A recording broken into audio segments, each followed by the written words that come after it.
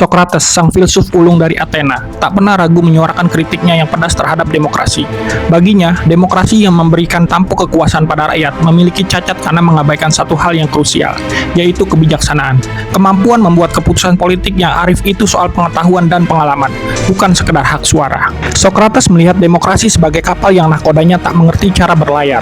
Semua orang boleh ikut campur menentukan arah kapal. Padahal banyak yang tak paham seluk-beluk navigasi. Bagaimana mungkin negara bisa makmur jika dipimpin oleh orang yang menang suara mayoritas, tapi nol pengetahuan soal pemerintahan.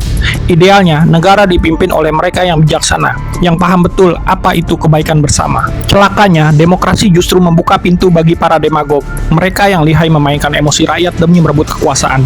Janji-janji manis dan retorika memukau lebih laku daripada program yang logis dan terukur. Alhasil, pemimpin yang tak kompeten bisa berkuasa hanya karena populer, bukan karena memiliki kapabilitas. Sokrates juga khawatir membayangkan demokrasi berubah menjadi tirani mayoritas. Kepentingan kelompok-kelompok besar diutamakan, hak-hak minoritas terabaikan. Keputusan yang diambil hanya berdasarkan suara terbanyak, tanpa memperdulikan etika dan nalar sehat, bisa berujung pada ketidakadilan yang merajalela. Sokrates percaya, pemimpin sejati adalah mereka yang mengerti betul apa yang terbaik bagi masyarakat. Negara akan lebih baik jika dipimpin oleh para filsuf atau raja-raja yang telah mencapai puncak kebijaksanaan.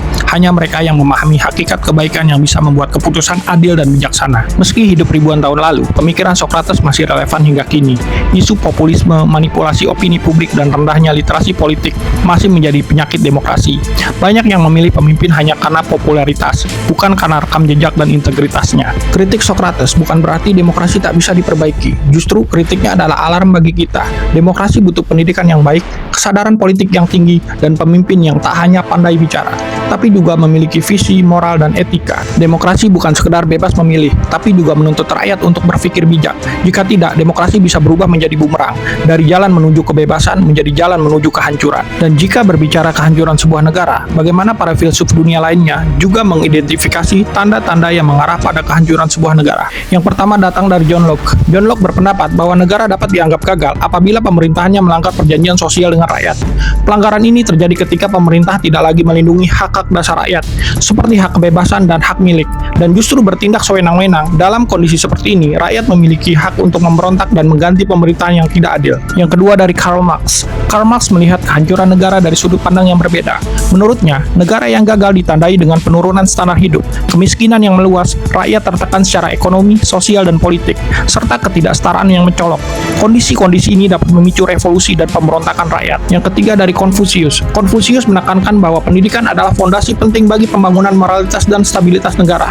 Jika pendidikan diabaikan, terutama kesejahteraan tenaga pendidiknya, maka kualitas pendidikan akan menurun dan negara akan kehilangan moralitas serta jatuh dalam ketidakstabilan. Yang keempat dari Ibnu Khaldun. Ibnu Khaldun mengamati bahwa ketika sebuah negara mulai menarik berbagai macam pajak dalam jumlah besar dari rakyatnya, itu adalah pertanda bahwa negara tersebut sedang dalam proses menuju kehancuran. Yang kelima dari Noam Chomsky. Noam Chomsky berpendapat bahwa konsentrasi kekuasaan di tangan segelintir orang atau kelompok dapat mengarah pada korupsi dan penyalahgunaan kekuasaan.